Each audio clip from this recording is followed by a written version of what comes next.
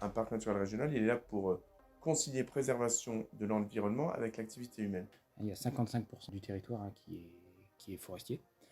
Donc des forêts qui sont essentiellement feuillues, je dirais qu'on a à peu près 70% de forêts feuillues, une vingtaine de pourcents de forêts résineuses. Il y a l'intérêt touristique tout d'abord. Le parc naturel régional est aujourd'hui un vrai moteur pour le tourisme dans les Ardennes. C'est un intérêt économique. On a besoin aujourd'hui d'aller vers de plus en plus d'habitats durables. Et pour l'habitat durable, eh bien, il faudra du bois. Et donc, il faut une meilleure gestion aussi de notre forêt.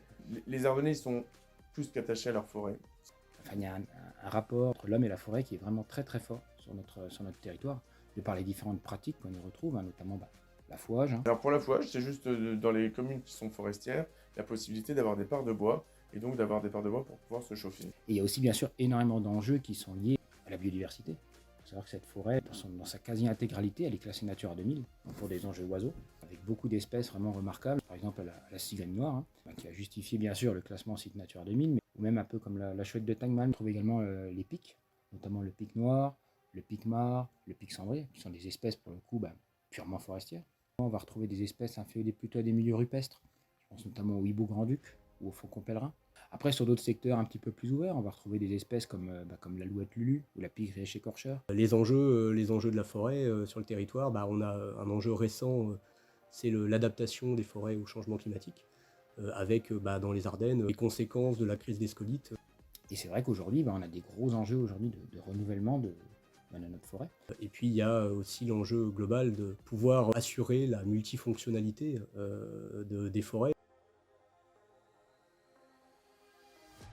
La première fois que j'ai entendu parler de l'association Silvac, c'était il y a quelques années maintenant, notamment suite à des échanges avec le PNR du Livradois-Forez.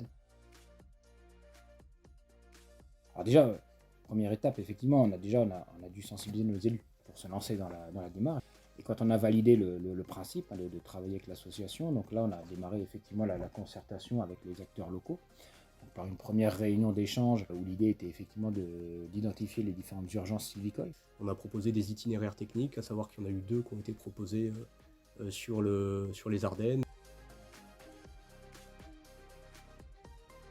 C'est d'essayer de changer les comportements sur la gestion de la forêt. Déjà, ça a été des échanges, je pense, très constructifs avec l'ensemble de ces gestionnaires. Ça peut être un vrai coup de pouce pour un propriétaire qui a une régénération naturelle et qui a un peu de mal à mettre régulièrement de l'argent pour l'entretenir.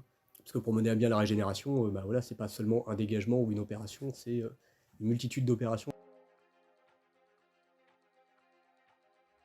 Oui, c'est une régénération de chêne. Les semis sont présents sur une parcelle qui est très vigoureuse en termes de végétation, avec beaucoup de ronces. L'objectif étant de sortir les semis naturels de la végétation concurrente.